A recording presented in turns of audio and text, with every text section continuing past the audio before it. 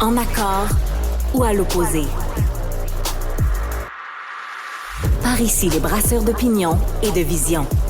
Les rencontres de l'air. Bonjour Marie. Allô Mario. Alors, le président de la Chambre des communes qui a finalement démissionné, qui a été quand même pas mal poussé dehors, si tu veux mon avis, là, par les membres du gouvernement eux-mêmes, après que les partis d'opposition lui aient montré la porte hier. Qu'est-ce que ça change à partir de là? Est-ce que ça clôt l'épisode? Qu'est-ce que ça donne pour le gouvernement comme suite des choses? Je pense pas que ça clôt l'épisode, ça clôt pas le dossier parce que, bon, tu sais, je veux dire, il n'y avait pas le choix de démissionner, ça on se l'est dit hier. S'il démissionnait pas, il se faisait démissionner, là, c'était l'un ou l'autre. Je pense que là, il s'est rendu à l'évidence que la pression était tellement forte que de toute façon, c'était inévitable ce qui allait arriver. Mais tu sais, oui, c'est sa faute comme président. Là, il a pris acte de ça, il s'est excusé, il a démissionné. Mais ça reste que c'est l'institution qui est entachée, c'est le Parlement canadien qui a rendu un hommage à un ancien SS, donc puis qui indirectement ou directement a insulté aussi la communauté juive.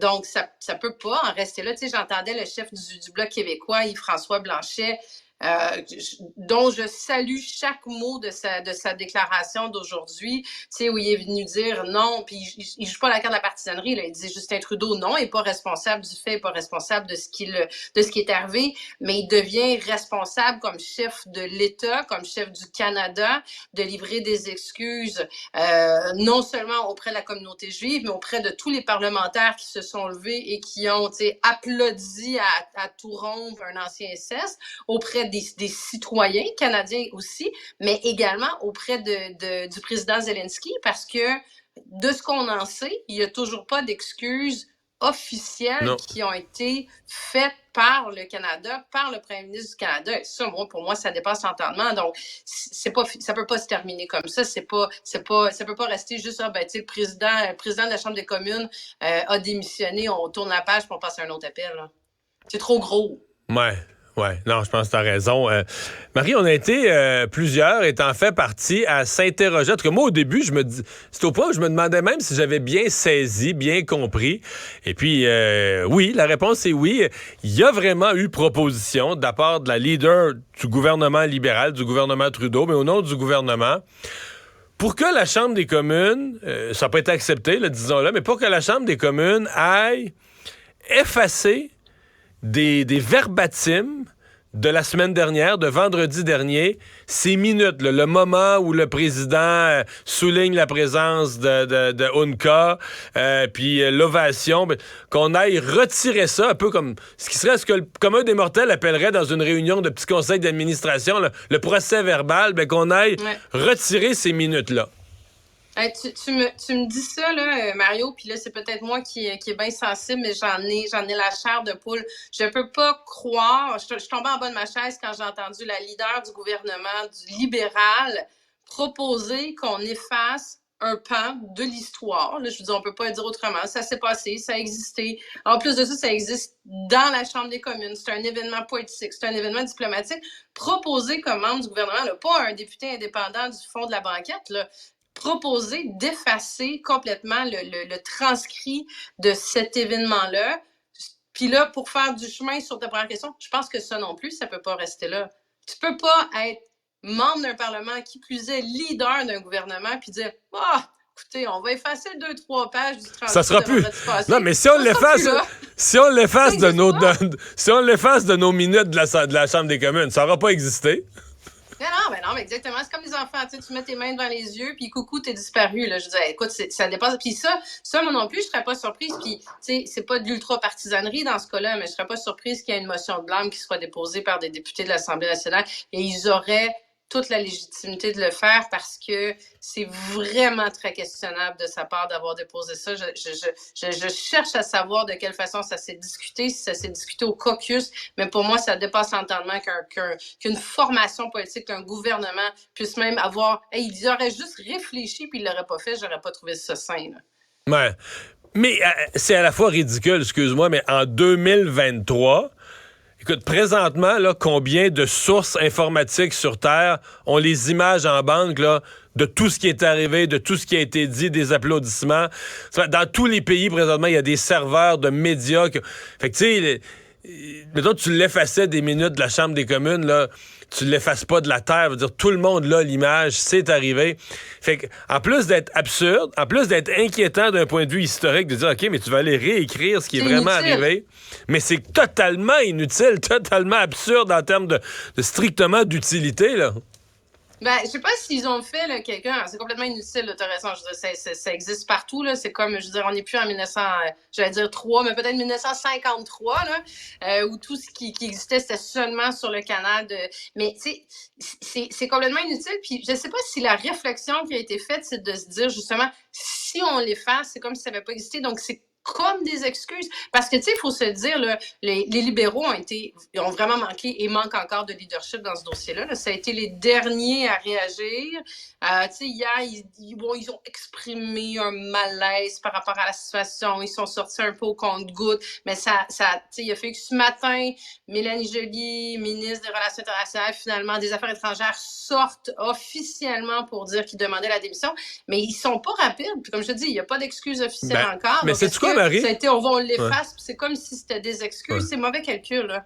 Ben, mauvais calcul. Moi, je pense que Mélanie Joly, mettons, est frustrée. Moi, je pense qu'hier matin, de son non-verbal, de la façon dont elle s'est exprimée un matin, de la face qu'elle avait hier, on l'a vu. Moi, je pense qu'elle, en dedans d'elle, elle se dit, hey, c'est quoi, là? Pourquoi hier matin, c'était clair que ça allait finir de même? Tout le monde le constatait. Comment ça se fait qu'hier matin, on n'a pas dit au président, le garde là, t'as pas mis le choix, là, tu démissionnes? Ben, moi, je pense que Mélanie Joly, mettons, là, si elle n'a pas le droit de parler, ben, elle n'aurait pas le droit de nous dire ça, mais, c'est dans le privé, là, je pense que c'est ça qu'elle pense aujourd'hui. La soir, elle se dit, là, on a perdu 24 heures, on a fait une proposition clownesque d'effacer des registres de la Chambre des communes les minutes où ça s'est passé, plutôt que de faire la bonne chose tout de suite à la première heure hier, demander la démission du président. Ouais, j'ai un petit peu mal là-dessus, Mario. Tu sais, je l'ai regardé aussi, là, l'échange qui a été fait, puis la réaction de Mélanie Joly derrière sa leader quand elle dépose la motion.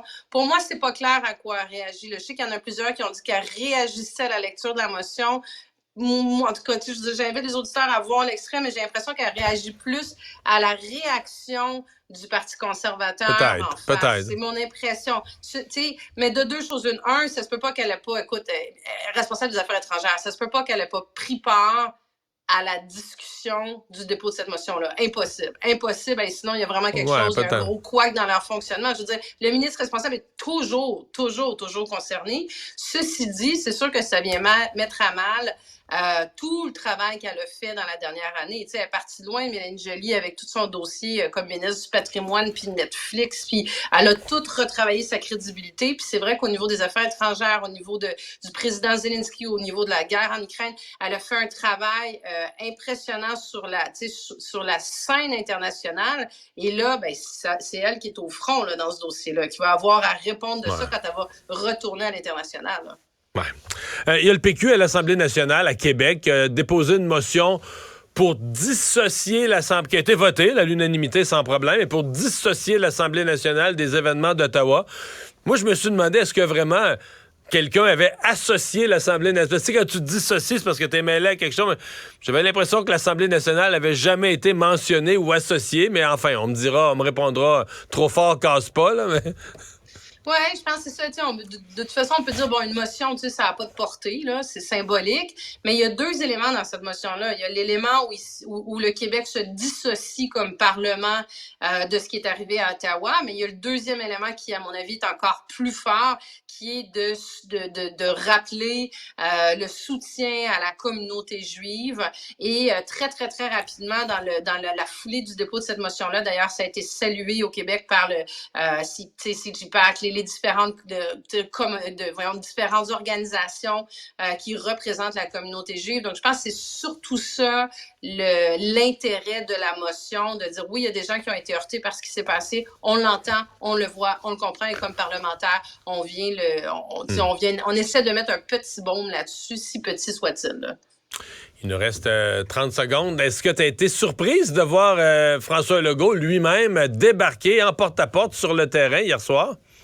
Mais écoute, on n'a pas vu ça souvent, un premier ministre qui débarque dans une partielle, faire du porte-à-porte. Écoute, moi, je trouve que c'est tout à son honneur. J'entendais, certains pourraient se dire il va se coller à la défaite en cas de défaite, mais ça, je pense que c'est damn if you do, damn if you don't. Tu sais, s'ils perdent puis qu'il n'est pas allé, ils vont se dire qu'il n'a pas fait l'effort nécessaire pour garder la circonscription. S'il gagne, il va pouvoir dire, moi, j'ai fait le travail. Mais M. Legault a la grande qualité d'être un homme d'équipe qui a toujours supporté ses députés, qui a toujours supporté ses équipes. De toute évidence, il montre qu'il le fait aussi avec ses candidats parce que c'est pas une victoire qu'il prend pour acquis. Et de le voir sur le terrain, je trouvais ça tout à son honneur. Là. Mais au poker, on dirait quand même, il vient de grossir la mise. Gagne ou perd, là, en allant lui-même, il vient de grossir un peu la mise sur la table. Fait que gagne ou perd, la mise est plus grosse. Il fait un appel au vote. Il dit, c'est ça. C'est une élection que je prends pas pour acquis. Déplacez-vous, mes électeurs. Là. Hey, merci Marie, à demain. Ciao, à demain.